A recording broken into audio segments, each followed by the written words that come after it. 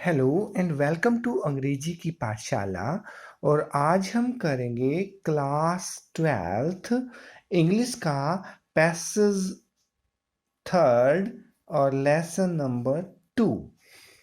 Even if she did, she है यहाँ कोई, अभी देखते हैं कौन है। डिड, डू मीन्स करना, डिड मैंने किया कुछ, अगर वो काम करते हैं। He will throw them off, throw means फेंकना। अब सबसे मेन वर्ड है ये थ्रो। एक थ्रो वर्ड से हमें ये पता चल जाता है कि ये कौन सा चैप्टर है, अभी बात करते हैं। Ads another who is wearing shoes, एक और बच्चा है जिसने जूते पहने हैं। तो ये जूते वाली कहानी है। थोड़ा आइडिया आपको आ गया होगा, बाकी थर्ड लाइन में आ जाएगा। दैट डू नॉट मैच, और उसके जूते एक दूसरे से मिल भी नहीं रहे थे, यानी कि एक पैर में एक जूता और दूसरे पैर में कोई दूसरे जोड़ी जूता, दोनों अलग अलग थे।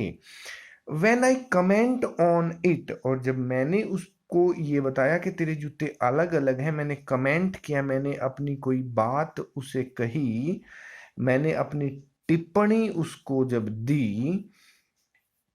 ही shuffles his feet and says nothing, तो वो अपने पैर शफल करता है, हिलाता है और मुंह से कुछ भी नहीं कहता। आई वांट शूज, मुझे जूते चाहिए। सेज आ थर्ड बॉय, एक तीसरा बच्चा तो ये कहता है मुझे तो जूते चाहिए कैसे भी हूं।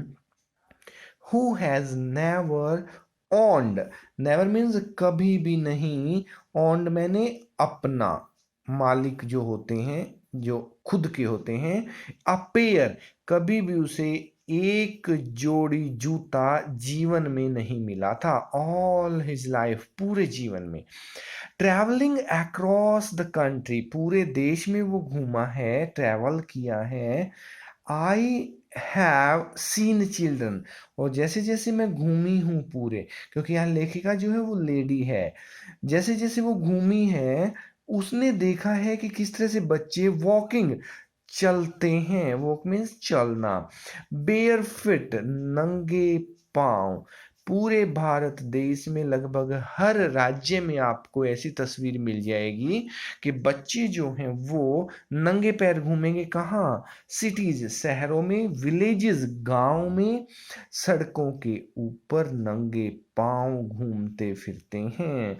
ना सर्दियों में उनके पैर में जूते होते हैं, ना गर्मियों में। पता नहीं कैसे वो सहन कर पाते हैं। It is not lack of money, lack होता है कमी।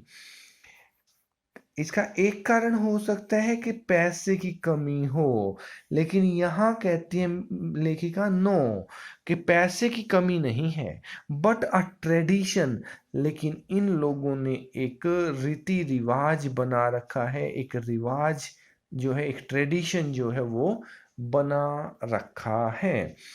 टू स्टे बेयरफिट, कि ये नंगे पांव ही चलते हैं, इज ऑन वन एक्सप्लेनेशन, एक आदमी ने या एक बच्चे ने यह एक्सप्लेन किया, यह बताया कि यह तो एक रिवाज है।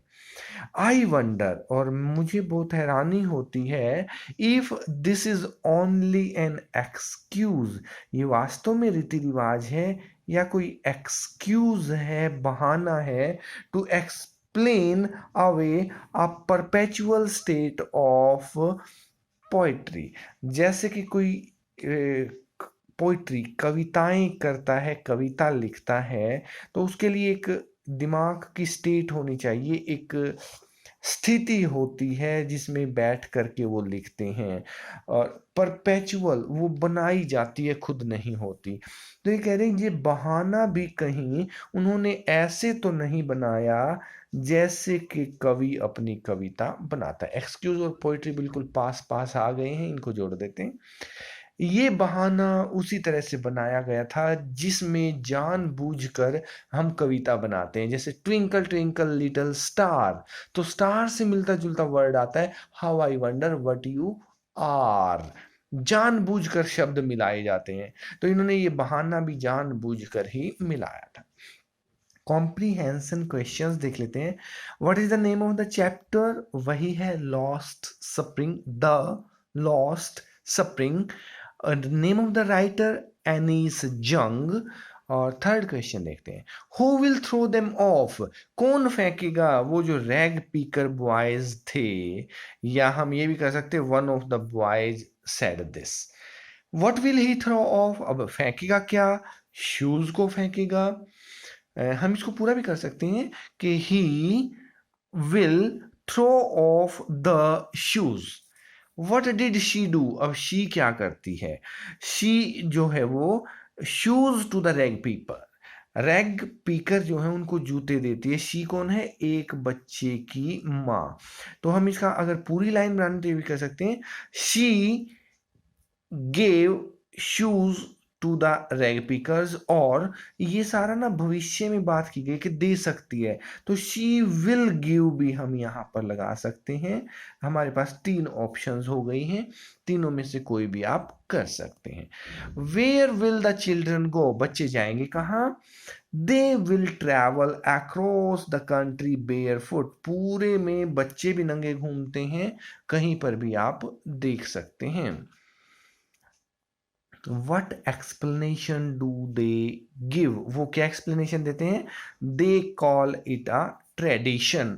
वो तो इसे एक रीति रिवाज बता देते हैं कि हमारे यहाँ नंगे पैर चलने का रिवाज है। This was the third passage of the lost spring. उम्मीद करते हैं कि आपको ये पैराग्राफ समझ में आया होगा। अगर आपने अभी तक इस चैनल को लाइक और सब्सक्राइब नहीं किया है तो नीचे लाल अक्षरों में सब्सक्राइब का बटन है, उसे ज़रूर दबा दें ताकि सारे नए वीडियोस जो हैं वो आपके पास पहुंचते रहें। Thank you very much.